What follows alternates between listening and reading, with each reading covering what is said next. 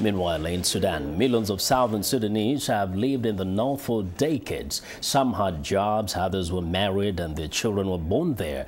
But it was never quite home. In days leading up to the referendum, tens of thousands started going back home to the south.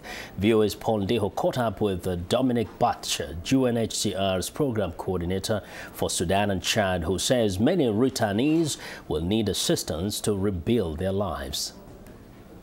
There's already a significant population of Southern Sudanese who have been residing in the north, who have begun to come back to the south. We expect that some of that movement will continue after the results of the referendum are out.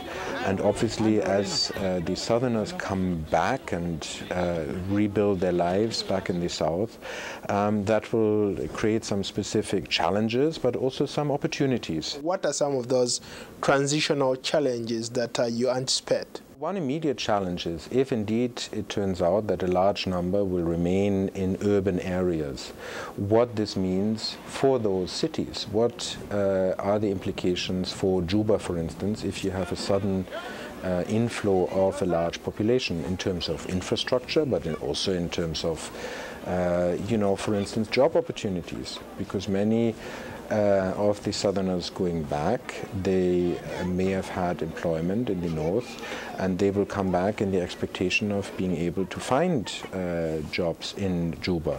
So all of this are challenges, if you will, that straddle a humanitarian response, but also developmental in nature, because they have to do with livelihoods, they have to do with infrastructure, and they have to do with the specific challenges of a rapid increase in populations. Been monitoring closely the situation in Sudan, and most of the time I see a lot of women and children, because these are the most vulnerable people. So I've seen large numbers of women going back, what is it that maybe the UNHCR can do to make sure that these people are taken care of or have things that they need on the ground, at least for the time being? Indeed, during this journey through Sudan, there's a lot of potential risks.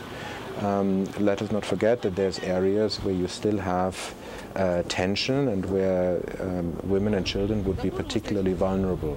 And it is for this reason that UNHCR has, in conjunction with other UN agencies, has emphasized the need to have a presence so that we can monitor these movements, and that where there is need to intervene, that we are in a position to do so. The land issue, I'm sure this is going to maybe at some point create a lot of problems. You have all these people coming back, but yes, there is land there, but who does that land belong to?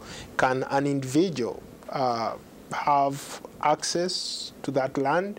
We can rely on our experience in the return of refugees from Uganda, Kenya, Ethiopia over the past few years, where indeed in the rural areas this has become an issue, where sometimes those who have come back find that their original lands that belong to their families have been taken over by others, or where you have disputes over title deeds. And what we found is that very often the traditional mechanisms of resolving those disputes were still functional. Where they were not, it is often a question of trying to build that capacity so that at community level you have mechanisms to resolve those disputes. What has been like the single most difficult or interesting experience? I think time and again when we are supporting refugees, or in this case nationals, to go back to their homesteads, the most moving moment is to see the joy of people as they come home. I think there's very little that compares to witnessing the joy that people have when they reach back home. That was VOA's Ndiho talking to Dominik Bartsch, UNHCR coordinator for Sudan and Chad.